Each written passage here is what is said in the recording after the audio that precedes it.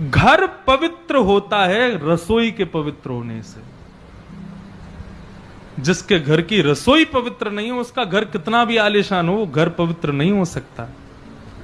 इसलिए कुछ भी करो, अपनी रसोई को पवित्र रखो, उसमें कभी वो सामग्री। मैं तो अपने कथा करने वालों से भी कहता हूं कि प्याज लहसुन आदि ये सब पाना है बाहर, ठीक है, कभी जब खा लो। वैसे तो व्यास मंच से कह रहा हूं, लोग इस बात का भी विरोध करेंगे, आपने क्यों कह दिया कभी जभी के लिए भी।